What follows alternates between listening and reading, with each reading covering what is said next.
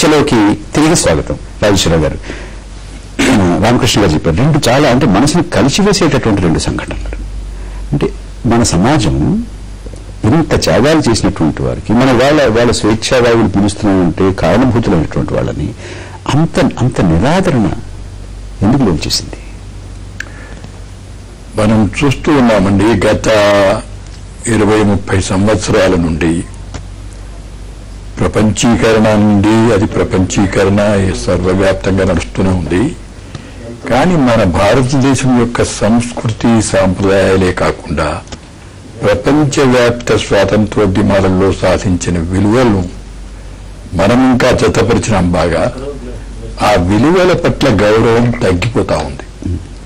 ధనబలం, కండబలం, ఆ తర్వాత సామాజిక స్పృహ లేకపోవడం. తోటి ప్రజలున్నారు, మానవులున్నారు, పేదలున్నారు, కష్టాల్లో ఉన్నారు.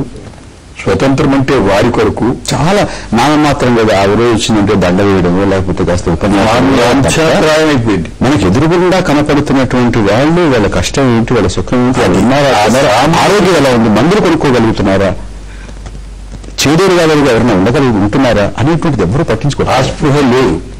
నేను స్వయంగా ఇప్పుడు ఆంధ్రప్రదేశ్ స్వాతంత్ర సమరయోధుల సంస్థకు కార్యనిర్వాహక అధ్యక్షుణ్ణి. రాజలింగం గారు వృద్ధాప్యంలో ఉన్నారు, చాలా ఇబ్బందిలో ఉన్నారు.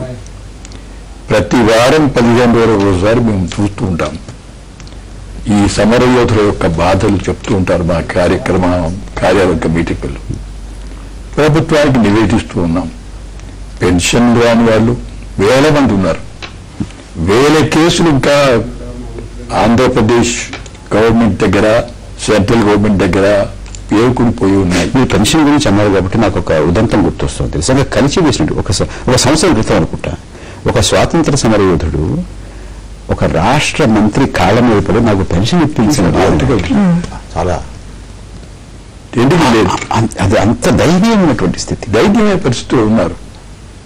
అందరూ లేకపోవచ్చు. మాబోటి వాళ్ళ విద్యావంతులం కాబట్టి ఏదో విధంగా మేము పోరాడి మేము సాధించుకున్నామో లేకపోతే మాకు ఇచ్చారు. కొంతమందికి అయితే పిలిచి కట్టాలు పెడతారు.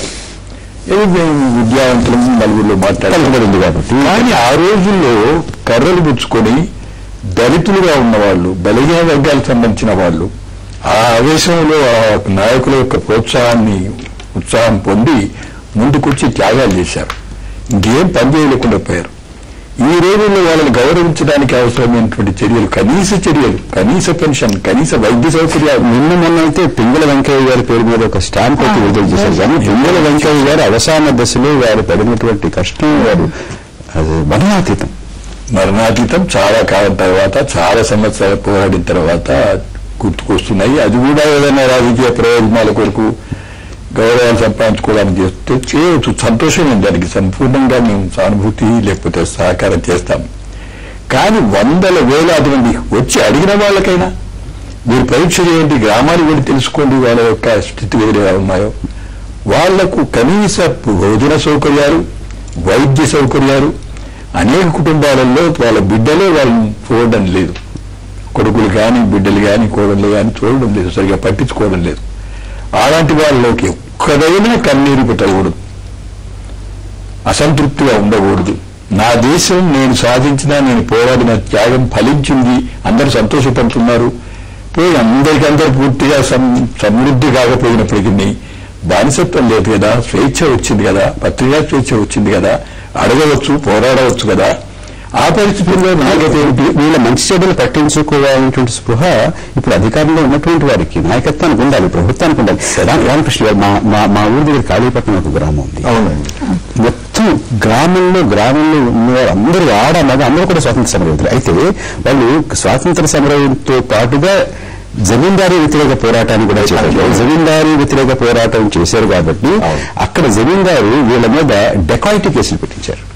చాలా ఇది డెకాయిటీ కాదు, వీళ్ళు స్వాతంత్ర సమర యోధులు అని నిరూపించడానికి తల ప్రాణం తోకకొచ్చింది. చివరికి పివి నరసింహారావు గారు ప్రధానమంత్రిగా ఉండగా ఆయనకి విషయం తెలుసు కాబట్టి వీళ్ళందరూ స్వాతంత్ర సమర యోధులు ఒక కలంతో ఒక మాటతో ఆయన చేశారు కాబట్టి జరిగింది. వాళ్ళు పడినటువంటి బాధలు వర్ణాతీతం. ఇప్పుడు మనకు ప్రభాకర్ గారు చారిత్రకంగా ఒక గొప్ప స్పృహ లేని జాతిది. ఈ మాట అంటున్నదానికి మీరు అనుకోవద్దు. చారిత్రకమైనటువంటి మన వారసత్వాన్ని మన తర్వాత తరాలకు అందించాలనేటువంటి ఒక స్పృహ మనకు లేదు. మనకుండే ప్రాధాన్యతలు కూడా చాలా తేడాలు వచ్చేసాయి. కానీ ఒక పక్క మనం ఆరాధిస్తాము, పూజిస్తాము, మంచి మాటలు చెప్తాము, పొగుడుతాము, సత్కరిస్తాము, ఇది కూడా ఉంది.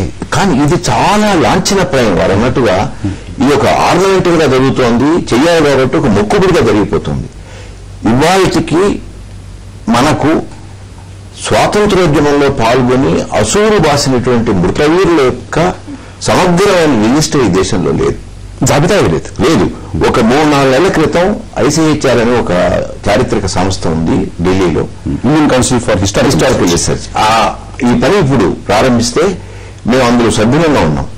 ఇది ఎట్లా సేకరించాలి, ఎవరు చెప్తారు ఈ భావన, ఎవరు ఎప్పుడు ప్రాణాలు వేయలేరు, ఎప్పటి నుంచి తీసుకోవాలి స్వాతంత్ర వీరులు అమరవీరుల యొక్క లిస్ట్ అనేటువంటిది చర్చించి 57 అనుకున్నాం మేము. అది అలా ఉంచండి. అసలు 57 వచ్చింది, 57. అంతకంటే ఇంత ముందు పోలేము. ఆ తర్వాత ప్రాణాలు వదిలిన వాళ్ళు సరే, అసలు పాల్గొన్న వాళ్ళు రాజశేఖర చెప్పిన కొన్ని లక్షల మంది ఉన్నారు. కనీసం వాళ్ళ పేర్లు మనం నమోదు చేసుకోవక్కర్లేదా, రికార్డ్ చేసుకోవక్కర్లేదా? రామకృష్ణ గారు కొన్నాళ్ళు ఓరల్ హిస్టరీ అని ఒక ప్రాజెక్ట్ పెట్టారు కదా. అవును. గ్రామాన తిరిగి అక్కడ ఉన్నటువంటి వాళ్ళు చెప్పినటువంటి మాటల్ని రికార్డ్ చేసి దాన్ని ఒక మౌఖికంగా అది కూడా పూర్తి కాలేదు. ఇప్పుడు కొంతమంది చరిత్రకారులు వచ్చారు ఢిల్లీ నుంచి, మన ఆంధ్రప్రదేశ్ అంతా తిరిగారు. రాజశేఖర గారు తెలుసు, బిపిన్ చంద్ర వాళ్ళు వచ్చారు. మేము కొంతమంది ఉప్పు సత్యాగ్రహాల్లో పాల్గొన్నటువంటి 2 స్త్రీలను కలిసాం నెల్లూరు జిల్లాలో. వాళ్ళు ఎంత చిన్న గుడిసెలో ఉన్నారంటే వాళ్ళు బయటకు వచ్చి చెప్పడానికి కూడా సిగ్గుపడ్డారు. అంటే వాళ్ళ యొక్క జీవితం యొక్క పరిస్థితి, వాళ్ళ జీవితంలో వాళ్ళ బతుకుతున్నటువంటి పరిస్థితులు ఏ విధమైన తేడాలు లేదు. వీళ్ళిద్దరూ మనకున్న సమరయోధులు ఇద్దరు చెప్పినటువంటి విషయాల్లో ఏ విధంగానూ మనం విభేదించాల్సిన అవసరం లేదు. చాలా దీనావస్థలో ఉన్నారు వాళ్ళు. అయితే దీనికి కారణం నేను ఏమనుకుంటున్నానంటే, రామకృష్ణ గారు మనం కారణాలకు పెడదాం. వెళ్ళే ముందు మనం ఒక చిన్న విరామం తీసుకుంటాం.